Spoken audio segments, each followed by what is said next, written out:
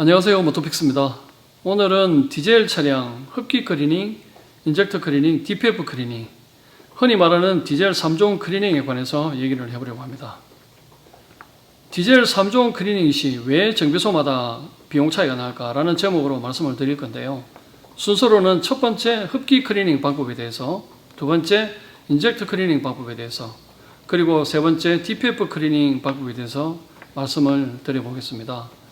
우선 정비소마다 비용 차이가 나는 이유는 클리닝 방법이 워낙 다양하기 때문에 그렇습니다. 첫 번째 흡기 클리닝 같은 경우는 두 가지 방법으로 클리닝하는 방법이 있고요. 두 번째 인젝터 클리닝 같은 경우는 세 가지 정도로 요약을 할 수가 있습니다. 그리고 마지막으로 세 번째 DPF 클리닝의 경우도 세 가지 정도로 요약을 할 수가 있습니다. 어떤 방법으로 작업을 하느냐에 따라 결과물이 달라지기 때문에 비용 차이가 생기는 것입니다. 그럼 지금부터 작업 방법에 따른 비용 차이에 관해서 제 개인적인 생각을 말씀을 드려보겠습니다. 시작하기 전에 이 영상은 지극히 제 개인적인 주관적인 생각이 많이 반영이 되어 있고요. 제가 작업하는 방법이 무조건 맞고 옳다라고 말씀을 드리는 게 아님을 밝힙니다.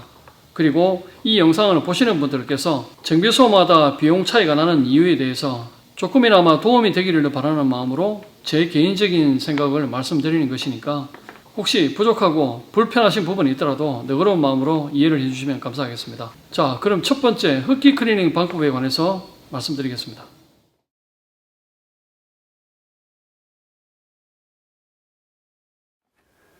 자, 보시는 차는 소렌토 R 차량입니다. 엔진 누운 모습을 보고 계시는데요. 이 차량 구조에 대해서 좀 설명을 드리겠습니다. 현재 보시는 이 부분이 라디에이터 스포트 패널입니다. 아직 분해 전이고요. 그 다음에 이 부분이 흡기 매니폴드가 위치하고 있고, 그 다음에 이 부분이 인젝터입니다. 그리고 은색 방열판 뒤로는 DPF가 들어가 있습니다. 제가 흡기 클리닝을 하는 방법은 이 라디에이터 스포트 패널을 다 분해를 하죠. 분해를 해서 흡기 매니폴드 분해를 하고, 그 다음에 헤드 안쪽에 밸브 쪽이라든지 포트 안쪽에 카본을 전부 다 클리닝을, 스팀으로 클리닝을 합니다. 흡기 클리닝을 하면서 굳이 라디에이터 스포트 패널을 분해를 안 해도 할 수 있는 방법은 있습니다. 과거에는 저도 그랬습니다. 이 라디에이터 스포트 패널을 분해를 하지 않고 흡기 매니폴드를 분해를 했습니다.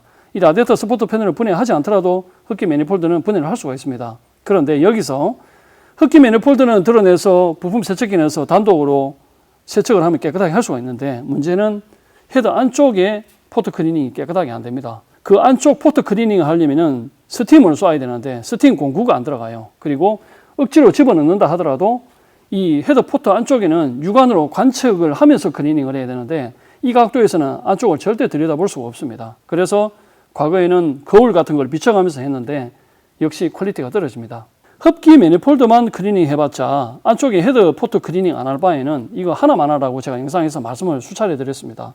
이 헤드 포트 쪽 클리닝 하기 위해서 어쩔 수 없이 이 라디에이터 스포트 패널을 분해를 해서 하는 방법으로 제가 작업을 하고 있는 겁니다. 이 라디에이터 스포트 패널에는 단순히 이 라디에이터 스포트 패널만 존재를 하는 것이 아니라 여기에 냉각수가 들어가죠. 왜냐하면 라디에이터가 들어가기 때문에. 그리고 에어컨 가스가 들어갑니다. 에어컨 콘덴서라는 게 들어가기 때문에 에어컨 가스가 들어가거든요. 그래서 에어컨 가스를 다 빼야 되고요. 그 다음에 냉각수 뽑아야 되고, 그리고 이런 라디에이터 상부 하부 호스도 다 분해를 해야 됩니다. 이 라디에이터 스포트 패널을 분해를 하지 않고 클리닝을 할 수만 있으면 에어컨 가스 넣는 비용이 상승하지 않을 테고요. 이 라디에이터 스포트 패널을 분해를 하지 않고 흡기 클리닝하게 되면 비용이 당연히 적게 나오죠. 흡기 클리닝하는 주된 목적은 헤드 안쪽에 포트 클리닝하기 위해서 다 분해를 하는데 퀄리티가 안 나와서 어쩔 수 없이 이 부분은 다 분해를 하는 겁니다.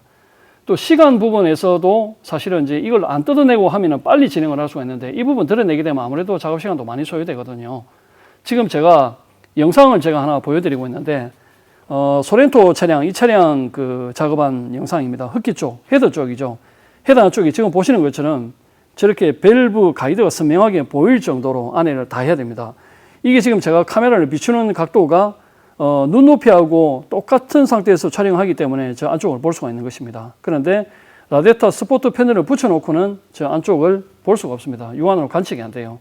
억지로 보면 거울로서 볼 수는 있겠지만 효율이 너무 떨어지기 때문에 어쩔 수 없이 제가 라디에이터 스포트 패널을 분해를 해서 작업을 하는 겁니다. 헤드 안쪽에 클리닝을 이렇게 하려고 그러면은 결국 뜯어내야 됩니다. 자, 다시 돌아와서 제가 드리고 싶은 말씀은 흡기 클리닝 할 때 흡기 매니폴드만 클리닝 할 것이냐 아니면 헤드 안쪽으로 할 것이냐에 따라서 비용이 달라진다는 말씀을 제가 좀 드렸습니다. 자, 지금까지 흡기 클리닝 방법에 대해서 설명을 드렸습니다.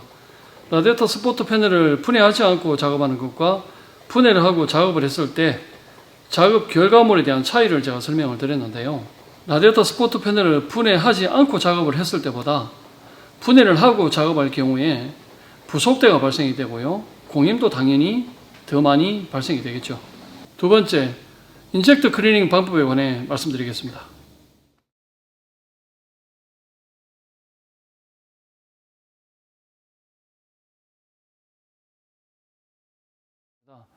인젝트 클리닝 하는 방법은 크게 한 세 가지로 분류를 할 수가 있는데, 첫 번째는 초음파 클리닝을 하고 동화샤 교체 작업까지 하는 것을 지칭을 하는 겁니다. 두 번째는 초음파 클리닝을 하고 나서 인젝트 장비, 테스트 벤치에 장착을 해서 고압 클리닝 하는 방법. 그 다음에 마지막으로 세 번째는 인젝터를 안에 전부 다 분해를 하면 노즐, 니들 밸브, 컨트롤 밸브, 여타 안에 부속들이 많이 있습니다. 그 안쪽에 끼어있는 카본들을 클리닝 하는 방법을 리빌트 클리닝, 분해 클리닝이라고 그러죠. 이렇게 세 가지로 나눌 수가 있습니다. 현재 보시는 이 장면은 인젝터 초음파 클리닝을 하고 있는 장면입니다. 초음파 클리닝은 인젝터를 분해를 하지 않고 동화샤를 빼내고 앞에 그 노즐 있는 부분만 초음파 세척기에 담아서 노즐에 쌓인 카본을 제거하는 작업을 초음파 클리닝이라고 합니다. 자, 두 번째는 고압 클리닝에 대해서 말씀을 드릴 건데요. 인젝터 테스트 벤치에다가 초음파 클리닝을 끝낸 인젝터를 제가 장착을 해놨습니다. 이 상태로 가장 먼저 확인하는 것은 그 인젝터 분사량을 확인합니다. 저속, 중속, 고속 영역의 각 구간별로 인젝터 분사량을 확인을 해서 이상이 없으면 고압 클리닝을 해서 사용을 하는데, 지금 영상에 나오고 있죠. 이렇게 인젝터를 분사량 확인한 다음에 이상이 없으면 장비로 이렇게 클리닝하는 그 작업을 일반적으로 인젝터 고압 클리닝이라고 지칭을 합니다.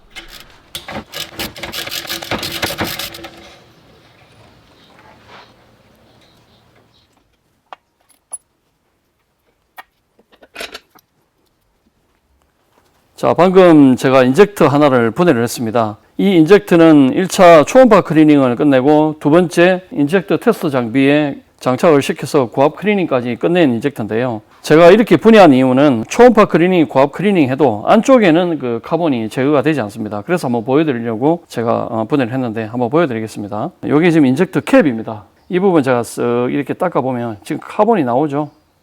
이렇게 면봉에 시커멓게 카본이 묻어 나와요.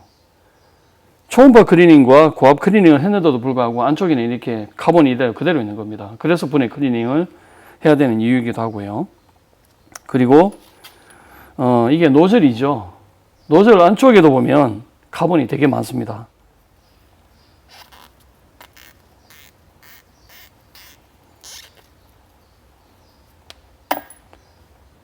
자, 보시면 제가 방금 노즐 안쪽에도 이렇게 닦아보니까 카본이 이렇게 나오죠.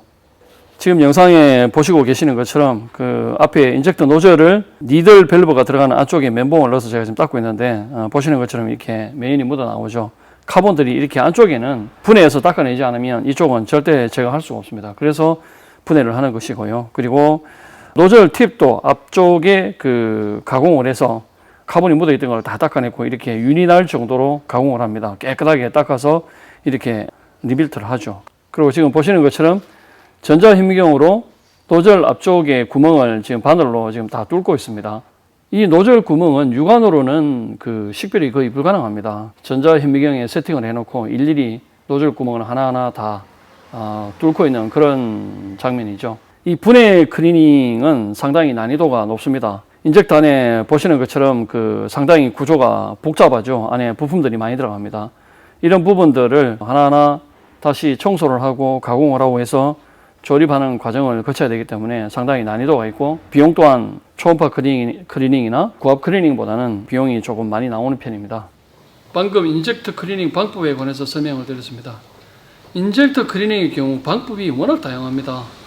그리고 연료 분사량에 따라서 정확한 양부 판정의 기준이 있어야 되고요. 그 기준에 따라서 인젝터 클리닝을 어떤 방법으로 할 거냐, 라는 결정을 해야 됩니다. 초음파 클리닝보다는 고압 클리닝이 비용이 당연히 더 많이 나오고요.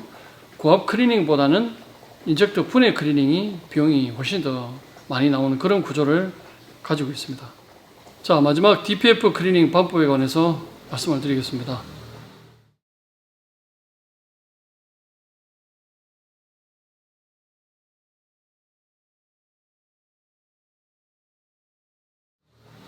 DPF 클리닝은 크게 세 가지로 나눌 수가 있는데요. 첫 번째는 차량에서 탈거를 하지 않고 약품으로 클리닝하는 방법.